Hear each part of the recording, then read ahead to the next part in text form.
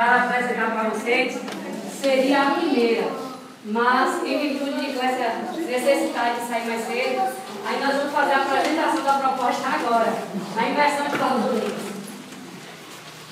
A proposta dos autores do programa Alfabetização Matemática é entendida como um instrumento para a leitura do mundo, uma perspectiva que supera a simples decodificação dos números e a resolução das 4 operações. Se pensa em leitura uma questão de matemática, ou de língua portuguesa, né? E aí nós vemos essa perspectiva, essa proposta de alfabetização e letramento matemática. Por quê? Porque quando a gente, outrora, quando estudávamos matemática, nós estudávamos do jeito que o professor mandava, né? A letra flui, vamos contar agora, escreva de 0 a 100, que aquela, assim, não, a gente não vai deixar de escrever. Vai escrever, sim, uma outra perspectiva. Aí escrevia-se para tomar tempo, para levar tempo, para que ele passasse tempo.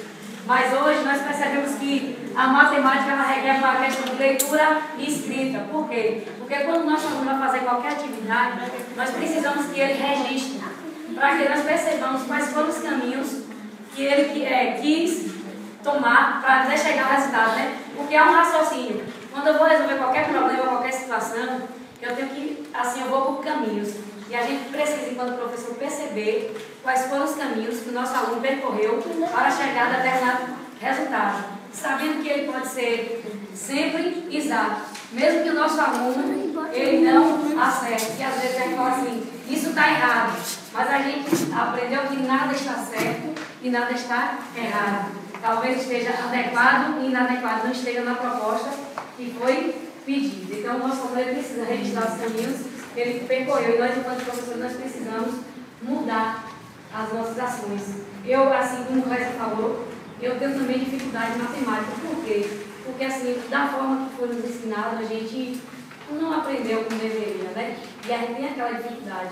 Hoje, eu, assim, fico muito triste porque, assim, eu gostaria, porque matemática é uma das melhores disciplinas que se tem, mas é uma que nós temos mais dificuldade em matemática, porque matemática ou é ou não é, não tem meio termo. Ou você vai ou não vai. Português ainda tem aquelas regras e tal, geografia, ciência tem outras regras, mas matemática é exato, é ou não é. Pode ir. Ações do PAC. As ações do PAC, do PENAI, estão pautadas na formação continuada presencial para professores alfabetizadores e seus orientadores de estudo. Vocês terão formações conosco. Nós também teremos formações com nossos orientadores estaduais. Materiais didáticos, obras literárias, obras de apoio pedagógico, jogos e tecnologias educacionais. Nós dispomos de vários materiais. Alguns já chegaram nas escolas, outros não. As tecnologias é que a gente ainda não viu, parece que é questão meio de fé, né? A gente vai ficar só acreditando e nunca chega. Mas assim, a fé também, eu errei, né? A fé também diz que acontece, a gente imaginar, ela vai chegar. Então, vamos crer que pode chegar a tecnologia até as nossas mãos. Avaliações sistemáticas. Sempre vocês vão ser avaliados, assim como nós também seremos. A gente avalia vocês nas visitas que fazemos, nos trabalhos que vamos solicitar para vocês, né? Quando a gente for lá na sala de vocês, Clécia falou do ambiente alfabetizador. E esse ambiente alfabetizador não está só voltado para a área de matemática. A gente também trabalha com linguagem, né? Língua portuguesa. E a gente precisa também ter em nosso ambiente, na nossa sala de aula, esse espaço onde o aluno possa interagir com o mundo matemático. Porque assim, a sala de aula não se resume.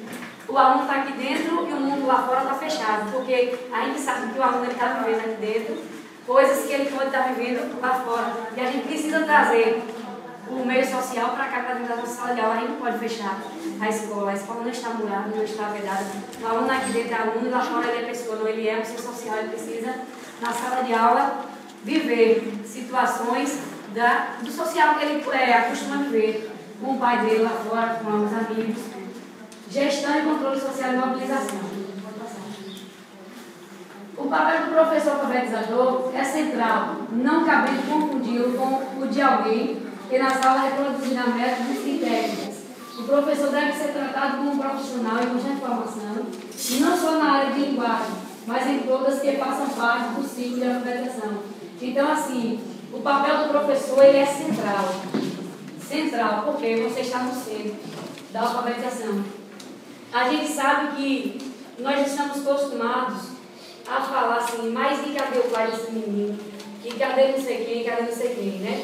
Mas o professor, ele é central. Ele está no centro. Por quê? Porque é o professor que ensina o menino a ler e escrever, né? A gente sabe que em casa ele aprende. Precisa estar comunicado. Precisa. Porque não adianta cobrar. Cobra-se o para casa. Nós, professores, temos que fazer. Agora, adianta ir para casa, se faz um bate e volta. E não volta, né? Como a gente... Não, é bate e volta, vai e volta do mesmo jeito que foi. E aí você consome uma de manhã, uma de 8 a não sei que horas, para fazer aquele para casa com uma dor que não foi feita em casa. Em casa, é. E nem quando volta de jogo.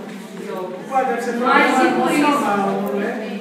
E por isso, a gente vai se esquivar do nosso trabalho? Não, né? Mas a gente às vezes fica assim chateado, fica angustiado. Mas isso não quer dizer que a gente vai deixar de fazer o nosso trabalho. Por isso que é central. E a gente sabe que a gente é a peça principal. É a peça importante. Se o professor se fechar, aí agora é que não vai mais para perna nenhuma, né? Se nós não fizermos a nossa parte, aí agora é que não vai ter jeito. Então, o que a gente puder fazer na nossa sala de aula, no nosso aluno, mesmo que a tarefa de casa vai e não volte, o que a gente puder fazer na sala de aula, a gente vai fazer. Ei, amores, fala comigo. Nós temos ali o nosso material que estaremos trabalhando. E ainda não está em nossas mãos, mas se vocês quiserem acessar o site, né, do PENAI, vocês vão encontrar esse material todinho aí, do primeiro ano, segundo, terceiro, e as 8 unidades já estão lá disponíveis. Qual é o site? Do MEC, da PENAI, que você coloca lá e você... Coloca esse caderno de Caderno de informação, informação. desculpa, porque é... Aí cada informação de matemática, né? Gerivânia, Oh. e para o terceiro ano vai ter algum material para o aluno ou é só... Não, livro didático. Agora você vai ter que adequar aos cadernos de informações, assim como a gente fazia de língua portuguesa. Ali é a apresentação dos cadernos da matemática. A unidade 1, nós temos 8 horas de formação. O título do caderno, a organização do trabalho pedagógico, que é a unidade 1. É um, né? Unidade 1. Porque assim, mesmo sendo o primeiro, segundo e terceiro, mas é o mesmo tema. O mesmo tema, né? Unidade 2, quantificação, registros e agrupamentos. A unidade 3, construção do sistema de numeração decimal. A unidade 4, operações nas resolução de problemas. A unidade 5, vamos trabalhar com geometria. A unidade 6, grandezas e medidas. A unidade 7, educação e estatísticas. E a unidade 8, saberes matemáticos e outros campos do saber. Aí, em cada unidade, nós temos horas de estudo. Na unidade 1, nós temos 8 horas. Na unidade 2, temos 8 horas. Na unidade 3, 2. Na unidade 12. Na unidade 4, 12. Na unidade 5, 12. 6, 12. Na unidade 7, 8. E na unidade 8, 8 horas. Mas temos também ainda o seminário, né, de conclusão, que a gente vai apresentar aqui no final do ano. A gente vai apresentar o nosso seminário, o que nós fizemos lá na nossa sala. Por isso que a gente vai precisar de toda a atividade exitosa que fizemos de matemática, a gente vai marcando lá nos nossos acertos, nos nossos arquivos, porque no final do ano a gente vai ter o seminário de apresentação. Como estamos tendo aqui agora esse ponto com todos, nós teremos um seminário de apresentação. E cada professor, cada escola trará o que foi produzido durante todo o ano nessa perspectiva de letramento matemático. Entendido? As estratégias formativas do PENAI. Desenvolver uma cultura de formação continuada, individual e em rede. O pacto estrutura-se em vários eixos, sendo fundamentais ao compromisso individual. Essas formações, vocês podem, em casa também, estar estudando material, dos cadernos de formação. Vocês podem estar pesquisando, porque assim a formação é nossa, né? Quando eu estudo, eu estou estudando para mim, não é para o outro, né? E passo o meu saber para o outro, daquilo que a gente estuda. Esse ponto aqui é só para a gente socializar as nossas ideias, o que é que está dando certo, o que é que não dá, e assim por diante. Os cadernos de formação são constituídos pelas sessões. Iniciando a conversa, nos cadernos temos. Aprofundando o tema, estudo com os teóricos lá que falam a respeito dos estudos que serão realizados nesse levantamento matemático. temos compartilhando, assim, são experiências de professores que fizeram algumas atividades, aí ele conta para vocês, para a gente. Dá para reproduzir também? Dá para reproduzir também na nossa sala de aula. Compartilhando, são... Para saber mais, assim, algumas curiosidades que às vezes a gente tem, quando a gente estuda o livro, a gente pode estar cunhando ali na nossa ligadinha. Sugestões de atividade para encontros em grupo. Aí tem também sugestões de atividade para casa e para a escola, que vocês podem estar fazendo em casa ou na escola de vocês. Diálogo com as autoras, área do conhecimento. Alfabetização matemática, na perspectiva do letramento, impõe um constante diálogo com outras áreas de conhecimento e principalmente com as práticas sociais, sejam elas no mundo das crianças, com os jogos e brincadeiras, seja elas no mundo adulto e de perspectivas diferenciadas como aquela das diversas comunidades. Então a gente sabe que hoje a matemática ela dialoga com várias outras áreas do conhecimento. Antigamente a gente ensinava matemática ela sozinha, não era fechada. E hoje a gente percebe que a matemática ela está inserida em todo o contexto social, né? Se você vai no mercado, você leva seu filho, né, Nath? Você pode levar o filho para fazer a compra, ele pode ler gráficos, né, no mercado ele pode ler gráficos, pode ler tabelas, pode ler também aquela barrinha, o código de barras, vai ver também ali a qualidade do produto, o preço, e a gente também, enquanto professor e enquanto escola, pode se deixar para isso, né? A gente às vezes só quer se ater ao livro. A gente pode ter o livro como assim um guia, mas não como aquele, você vai se fechar ali, você pode pegar o conteúdo, mas a partir dali você fazer vários caminhos e dar um conteúdo assim, onde o aluno está participar da interação social assim, na sala de aula. E às vezes a gente pensa assim, meu Deus do céu, o que é que eu vou dar hoje? Aí você pode pegar por exemplo, um encarte. É isso, um encarte e trabalhar uma aula todinha.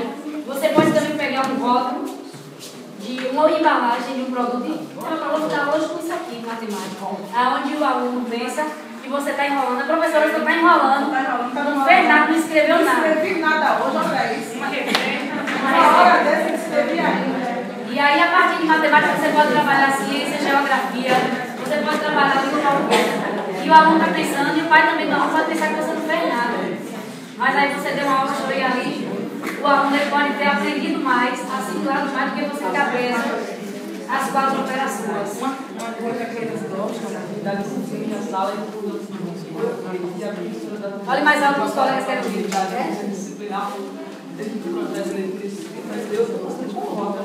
Até porque eu peguei uma caixa da pasta Colgate, aí eu peguei só aquela pasta Colgate e fiz andar na palavra.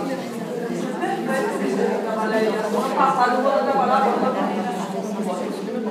Então é interessante.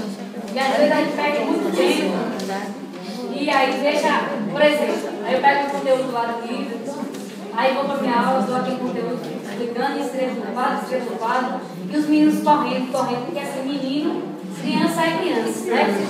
E a gente sabe que menino às vezes nem tudo chama atenção. E você tem que, assim, sabe, se virar mesmo para dar conta daquela aula, tem que correr, tem que ter gás também, né? Para dar aula, para menino. Jogos, muitas atividades que podem chamar a atenção do aluno. E aí você diz assim, quando eu levo o jogo e quando levo tanta atividade, e os alunos chamam a atenção do aluno, e agora o que eu vou fazer? Vou ter que sentar, né? Chamar socorro, pedir ajuda e ver o que a gente pode fazer para chamar a atenção desse aluno. Porque a gente sozinho também não pode. A gente precisa do auxílio do outro. A gente vê o que é que vai dar certo. Ver o que é que o colega também da gente levou para a sala dele que deu certo. Que a gente pode fazer do mesmo jeito que o meu colega fez. Não. Adequar a minha realidade. Adequar a minha realidade. Vou planejar e ver o que é que eu posso atender o meu aluno. Né? Isso mesmo.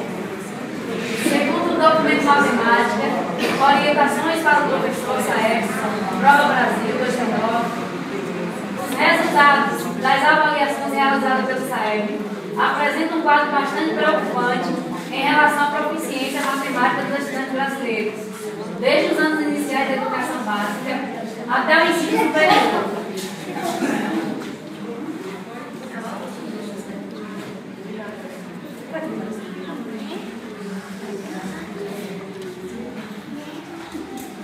É porque assim, se vocês começarem bem baixinho, o espaço aqui assim, sabe? aí provoca aquele ruído, a gente não sabe quem é. Estou comentando o seguinte, lá na escola, onde eu trabalho, a psicóloga está fazendo um trabalho muito bom lá. Sim. A educação falha, porque não tem psicóloga. Deveria ter. E como lá nós temos um projeto com a ação social, a psicóloga ela detectou, em alguns encontros que ela teve lá, que os nossos alunos, ela detectou que eles não têm interesse. E ela detectou que a falta de interesse deles pode estar vindo porque eles não têm perspectiva de nada. Eles não têm uma perspectiva de vida. Então, ela conversando com alguns, ela perguntou, quais são os seus sonhos? Ninguém tinha sonho nenhum. Ela perguntou por que vocês têm que vir para a escola. Ela não conseguiu arrancar uma resposta. E quando arrancou, foi sobre a Bolsa Escola. Gente. Aí ela, depois a gente falou assim, que ela sentia muito, que ela vai tentar trabalhar de uma outra forma, já teve encontro com as mães, para ver se volta um pouco a perspectiva, porque ela falou assim, que a partir do momento que eles tiverem uma perspectiva de vida, o nosso alunado vai mudar muito. Só que eles não têm perspectiva de vida, para eles tanto faz. Aí ela perguntou a um menino de 8 anos, e você? Você quer ser o quê? Você igual meu pai mesmo. E o que seu pai faz? Trabalha na roça dos outros. Então, assim, é complicado. São problemas e problemas. Aí ela falou que enquanto não mudar esse fator deles, não vai melhorar. A falta de perspectiva eles não tem. Se você perguntar a uma criancinha hoje, eu tiro lá por casa. Você quer o quê? Você quer o quê de presente? Você quem gosta de dar o quê? Ninguém abre a boca. Ninguém. Eu fui perguntar do lado, você ganhar de presente, eu pedi um tablet. Você quer alguém ter um tablet do lado? Então eu quero tirar foto, eu quero jogar o pé, eu quero não sei o quê. Então, assim, são questões que, enquanto isso mudar, porque assim, se eles não têm uma perspectiva de mudança para ir para a escola, entender que junto à escola, que estudando, que aprendendo, ele vai conseguir realizar essas perspectivas de vida, a escola para ele é só uma advogada que ele tem que ir para a obrigação de casa da escola. Então a gente, como professor, a gente precisa dar tempo a isso, né? Porque eu acho que tem que começar a fazer alguma coisa com a família. Acho que tem que mudar dentro de casa. em casa. E a gente não sai de casa pensando nisso. A mãe manda vá, porque senão eu não dou para a família. Só isso. É só fala, Aí ele vai só fala. mas é. ele já vai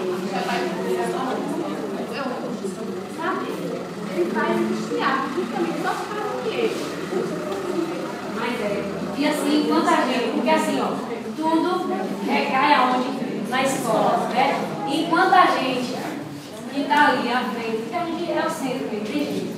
Querendo ou não, você recebe. É o centro. Não tem jeito. Não tem pra onde correr, né? Nath quer falar alguma coisa? Não. Porque tudo está falando sobre a nossa responsabilidade, a educação. A gente foi para um curso agora lá no Ministério Público Federal em Salvador.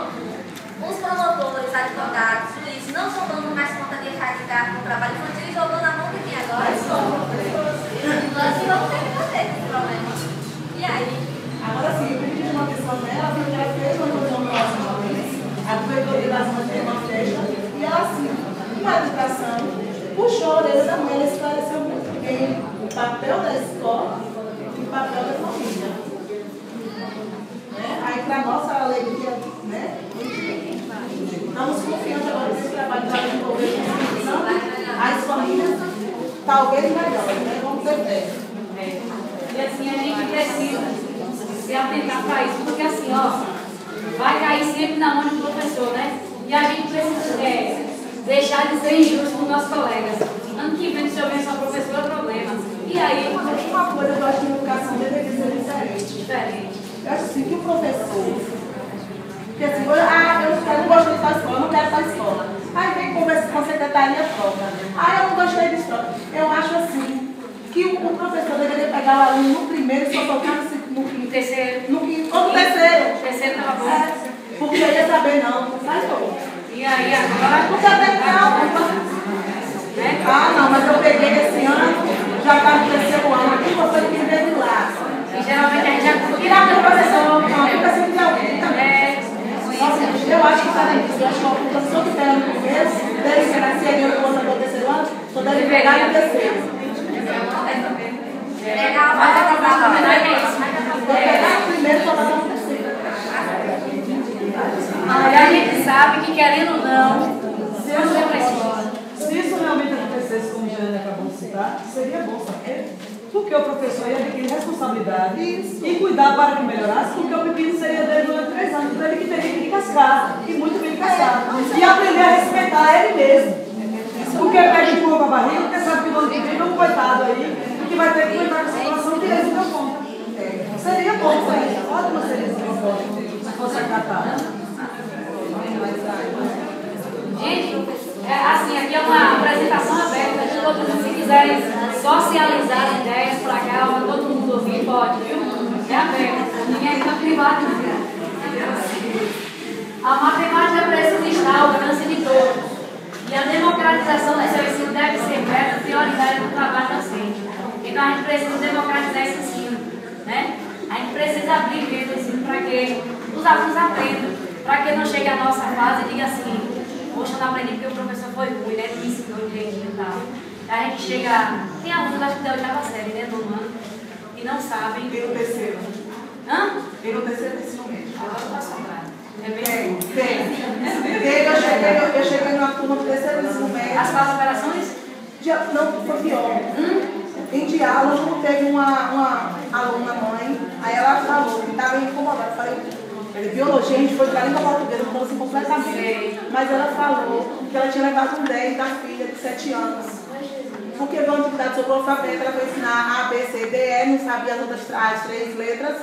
A inglesa se encaixava, e aí a filha, mas minha mãe, aí deu A, B, C, D, E, F, e deu uma surra na mãe. E ela falou, professora, eu realmente não sabia que essas letras tinham entrado no meio do alfabeto. Foi, terceiro ano ensino médio. O negócio é mais remoto do que esse. É trágico. E assim, a gente fica ligado só na realidade daqui, né? As séries iniciais. Mas quando tem a oportunidade de trabalhar também um pouquinho nas séries finais, né, Josi? A gente faz. Meu Deus. De boca aberta. Mas porque não é alfabetizado. Não, isso é porque não tiveram a base de deficiência está no alicerce. tá no rachado. Aí você fica meio que boca aberta. Tá vendo? Somos nós alfabetizadores, vamos fazer a diferença. Com certeza. E eles xingam, viu? E eles xingam as primeiras professoras. Porque ele recebeu deficiência, de certa forma ele participou e não colaborou. Segundo dados do INEP, Instituto Nacional de Estudos e Pesquisas Nacionais, Anísio Teixeira, na edição de 2011, a média de proficiência do Brasil foi de 209,63 das escolas municipais nacionais, foi de 202,69 do Estado. No nível 4, os alunos conseguem reconhecer aspectos básicos do conhecimento matemático, como as 4 operações fundamentais, algum conhecimento geométrico e resoluções de algumas situações de problema. A gente percebe que o índice é bem assustador, né? Isso é se estivesse no nível 4. Aqui, Piritininga, nós ainda não chegamos no nível 4. Isso quer dizer que os nossos alunos eles não ainda dominam as 4 operações, não têm conhecimento geométrico quase ainda. E pouca resolução do problema ainda, né? Eu adotei, porque eu não estou trabalhando com um público normal, eu vou ter que a educação do campo, eu acho que é mais a realidade deles. E assim, você sabe lá na escola dos pais é quase 0. Aqui tem 1 ou 2, e mamãe me procurou para me perguntar que dever difícil era aquele que eu estava passando no livro. E foi sobre o quê? Figuras históricas geométricas. Foi o que aconteceu isso comigo também. Porque a gente está acostumado a muito fácil. E eu trabalhei bastante no público, vende, confeccionou história na sala de aula, expliquei tudo aí. Fez 20 anos, mais. E a gente precisa trabalhar, porque assim são conteúdos que são próprios para aquela série. E aí a gente diz assim, mas isso é muito difícil para o aluno. Se eu puder agora, vai dar quanto? Nos 4 anos? Se eu fase, né? Se dá no currículo que tem que ser aquele conteúdo, como é que eu vou pular aquele conteúdo? Agora o terceiro Nem que eu ano, fique uma semana todinha com aquele conteúdo, mas não consegue. não sei se é verdade, mas o terceiro ano é verdade. Porque os alunos, normalmente, quando estão ensinados, os Então, como é que você vai trabalhar terceiro ano, no terceiro ano? Veja que você Só um tem fica com um conteúdo do terceiro ano. É melhor voltar, porque você vai ficar dando muito fácil. Mas você pega o conteúdo do seu auxílio, o conteúdo de trabalho, o ano todinho, pelo menos trabalhar o conteúdo do terceiro ano, né? Porque ele vai chegar lá no quarto ano, e ele não vai ter aquela base. Mas se pode reprovar no terceiro ano. Ano desse aqui não é meu. Já disse aí. De acordo com o IPCI 2001, a insatisfação em relação aos resultados revela que há problemas a serem enfrentados, tais como a necessidade de reverter o ensino centrado em procedimentos mecânicos. Vocês não prestar atenção, né? Se vocês quiserem falar mais alto, está inscrito.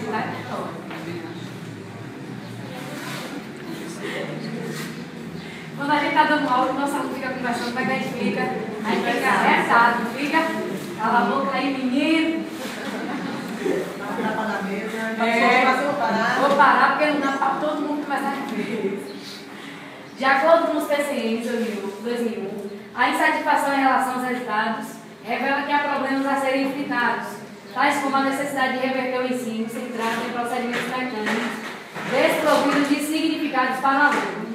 Há a necessidade de reformular objetivos, rever conteúdos e encontrar metodologias compatíveis com a formação matemática que a sociedade de hoje precisa. Depois de mais de 10 anos da publicação desse documento, as necessidades descritas ainda persistem, conforme, por exemplo, os dados revelados pela última edição da Prova Brasil. Mas assim, a gente percebe que nós já mudamos muito, né, em relação a esses métodos de ensino, porque assim, hoje a gente se adapta assim ao novo, mas não quer dizer que a gente vai jogar tudo fora, né? Assim que tem aquelas coisas que ainda são boas, que a gente pode estar utilizando. A gente vai pegar um pouquinho de cada coisa. A gente tem que andar com dois sacos, um saco fechado e um saco furado. O saco fechado a gente segura as coisas boas e o furado a gente vai jogando fora aquilo que já não serve mais, né? Olha por que é imagem? Vamos deixar por aqui? Vou descansar a garganta. Você que não viu. Segundo o PNAD, na área da educação, o analfabetismo voltou a crescer no ano passado. O IBGE identificou 13,300 milhões de pessoas que não sabem ler e escrever. É alto, né, o número de pessoas que não sabem ler e escrever. O aumento se encontrou no Nordeste. Verifiquem aí, ó. É triste pra gente, né, no Nordeste. Especialmente na Bahia, onde detém 54% do total dos analfabetos no país. E a gente fica se perguntando, em tantas campanhas de políticas públicas para aquecer, né? Agora, Para aquecer. vamos falar do problema aí, topa isso. O problema só existe no papel e nas contas de quem... Mas quando eles assinam o nome, já estão alfabetizados. Eu assino o nome, Mas não funciona não, José. mas eles não estão nem nessa conta de alfabeto, porque se ele assina o nome, ele já é alfabetizado. Então, se não vai no papel, E ainda nós temos os analfabetos funcionais que leem, mas não interpretam, que leem, né? Que talvez esteja nessa conta. Essa questão aí dos dados é uma situação que é real, né? É triste, mas é real.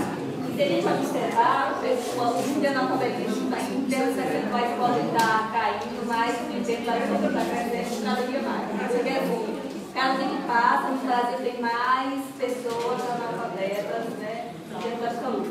E aí a gente pode pensar, em um momento como hoje, o mundo vive hoje, essa era assim, uma nova era, que alguns teóricos chamam de novos tempos, nova era, né? E com as tecnologias, né, da comunicação assim em alta, e aí a gente percebe que a pessoa não saber ler e escrever. É difícil dentro do mundo como esse. E aí a gente vai, como o senhor acabou de colocar, e aí vai para um outro problema, são os analfabetos funcionais. E nós temos aqui no Brasil que existe um alto percentual de analfabetos funcionais. E aí, quando o Diário colocou que a maioria, a grande maioria dos pais dos alunos, dos nossos alunos, são analfabetos funcionais, isso é uma realidade. Isso aí vai sim, refletir diretamente na aprendizagem dos alunos, infelizmente. Em uma pesquisa recente que eu fiz por lá no município de Caminhos, o que eu observei? Observei que as crianças que têm pais que estimulam, que acompanham e que incentivam na escola, consequentemente, esses alunos têm um nível de desenvolvimento, principalmente leitura escrita, ela está bem maior. Né? E aí vem, quando essas crianças em casa têm alguém que ensina atividade e que pelo menos pergunta o que está acontecendo lá na escola, né? Quando ele pode contar com um ambiente assim, alfabetizador mesmo, que tenha muitos inscritos, muitos gêneros em casa, que ele possa corear, ele também tem a possibilidade de aprender mais rápido. Então, o que a gente pode fazer? Sim, a grande maioria das nossas famílias são analfabetas funcionais. Né? O que é que a gente pode fazer? Aí vem diversos pensamentos, diversas ideias. Por exemplo, seria interessante uma formação para os pais, uma escola de pais, né? Tentar fortalecer a educação de jovens e adultos, tentar fazer com que esses pais eles foquem mais, eles estudem mais, ou pelo menos perguntem o que você viu na escola, ou pelo menos perguntem se você aprendeu alguma coisa, socialize comigo. Né? Isso aí é um trabalho que vai estar paralelo do nosso papel de professor, mas também vai se estender para as famílias e para a comunidade. Né? Aí, o que é que a escola pode fazer? Aí o que a Bíblia, o que o Luquinha falou, o nosso papel é fundamental nesse sentido também. Porque aquela criança que em casa tem um pai analfabeto, tem uma televisão com um computador em casa, que hoje é muito difícil, mas tem muitos que não tem nenhuma televisão em casa, infelizmente. Né? Não tem revistas, não tem livros e tal, e na escola a gente nega a ele o direito de aprender ou de ver determinados conteúdos que são necessários para ele. E aí, o que é que a gente pode fazer? Aí o nosso papel torna cada vez mais assim, relevante para essas crianças. E que bom seria se a gente pudesse mudar a realidade da grande maioria delas. E aí muita gente fica frustrada, né, na sala de aula. A gente está com um grupo de 20, 30 alunos. E daqueles ali a gente está terminando no terceiro ano, alguns que não sabem nem ler e escrever, não é? Aqui eu estou vendo a grupo de vocês e eu fico assim, eu me consolido com a mente de vocês, porque é difícil demais, é difícil. Mas assim, se a gente conseguir daqueles 30, a gente conseguir uns 15, que eles aprendam a ler, que eles aprendam a escrever, que eles interpretem, que eles consigam fazer o social daquilo que eles aprendem na escola, a gente pode sim dizer, eu estou satisfeito, consegui mudar a realidade de alguns alunos. E aí vem a questão aqui, alguns professores aqui, angustiados também falando, mas tem um aluno de 4 anos que não consegue ainda fazer o nome, não consegue ler. Aí são também questões que estão para além da nossa capacidade de professor, né? Porque podem ter dificuldade de aprendizagem, podem ter outras questões, né? Que aí precisaria de psicólogo, precisaria de pedagogo, precisaria de, né? De um trabalho voltado para essa educação variada. Isso aí nós estamos indo uma criança. Com dificuldade de aprendizagem, uma criança especial, nesse ato. Então, a gente pensar que o nosso trabalho é fundamental e que a gente pode fazer, que a gente não consiga a totalidade, mas que a gente consiga na grande maioria deles. Então, vamos pensar em trabalhar também com as famílias, especialmente nas reuniões mais de tentar sensibilizar. O trabalho dessa psicóloga aí é fantástico, gente. Fantástico mesmo. Na verdade, ela não tem obrigação assim, direta com a escola. Ela tem a obrigação dela, entre aspas, é com os alunos do projeto. Mas assim, como a escola pode ver o projeto, ela resolveu acolher todos os nossos. Não é bonito o trabalho com ele? Então a gente pode dizer, é uma questão assim, essa questão do analfabetismo funcional é grave mesmo. E aqui, além da pesquisa que é feita no censo, né, aquela pergunta básica, sabe ler e escrever, né, aquela pergunta básica que hoje a gente não pode considerar mais uma pessoa que sabe fazer o nome, escrever e ler escrito como alfabetizado, né.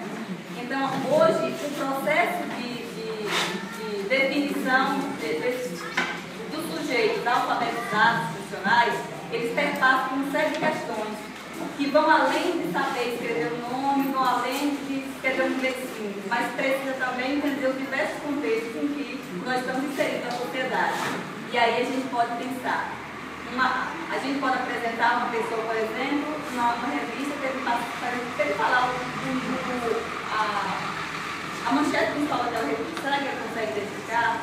A gente pode, por exemplo, apresentar um cartaz a um dos dessas pessoas e perguntar se interessa a festa, essa campanha de vacinação, enfim, será que ele vai conseguir identificar isso? A gente pode pegar uma informação básica, um texto de informações bem curtas e perguntar, ver se além da decodificação, que não sabe, nem sabe, mas usando assim, além de conseguir ler aquele enunciado, será que consegue compreender? Então, existe uma associação chamada Ação Educativa, em parceria com a Uniboc, que é uma referência de pesquisa, né? E aí está fazendo uma pesquisa no determinado NAC, que é o Indicador Nacional de Autoridade Funcional, e eles fazem isso por amostragem.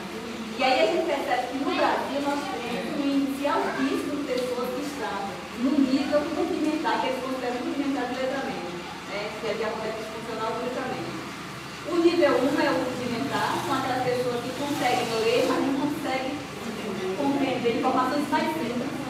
O nível 2 é o básico, aqueles que conseguem ler textos curtos e médios, mas que também a compreensão não é plena.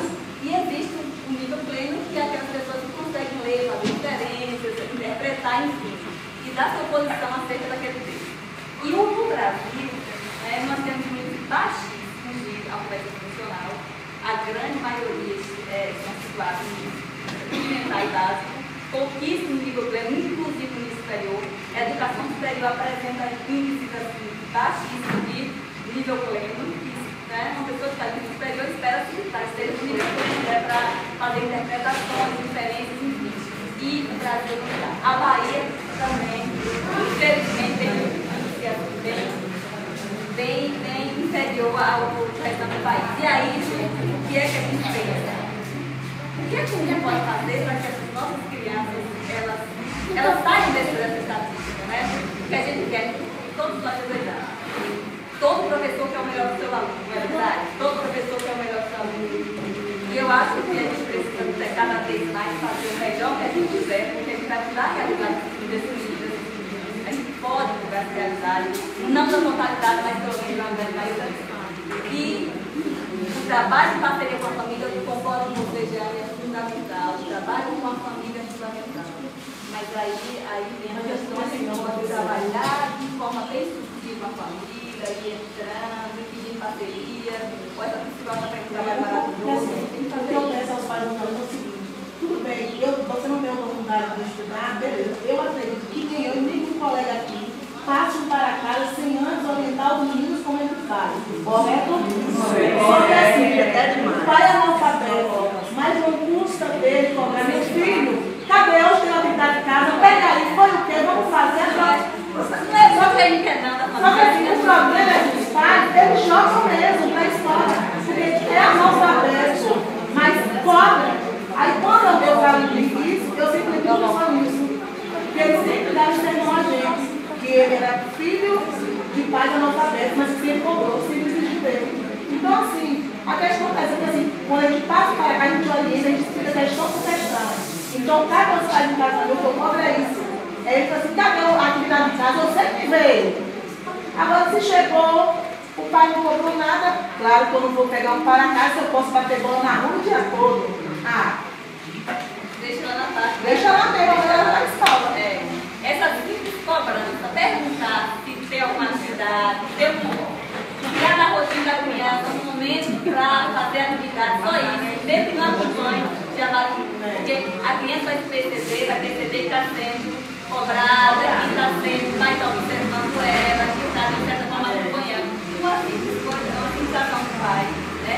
E a gente precisa também trabalhar essa questão mesmo, quais são os direitos e os deveres da escola e da família, não é? Porque quem é que tem a função de educar as crianças? É a família, não é? A educação dos filhos é responsabilidade da família. A escola contribui, porque a escola vai passar para aquela criança, mas a família vai permanecer, não é? Então é necessário que a escola faça a sua parte naquele momento, faça a sua parte, produz que transcender esse espaço de 4 paredes de aula. E aqui você tinha falado, você tinha isso mesmo, minha amiga, exatamente isso. A gente precisa quebrar esse assunto da escola e presta bem falou na palestra dela, a gente tem que às vezes muda a escola, não é? Porque muitas vezes a gente pensa nesse ensino escolarizado, assim, no ensino dessas 4 paredes, no ensino de não, a criança tem que aprender a ler e escrever, tem, mas por quê? Porque ela aprendeu lá fora, não é porque ela precisa de uma palavra nova, não é verdade, gente? Ela não precisa saber ler, escrever, interpretar, porque ela precisa lá fora, não é porque aqui está aqui não. A Emília dele já nos disse isso há muitos anos, e a gente precisa se alertar para isso.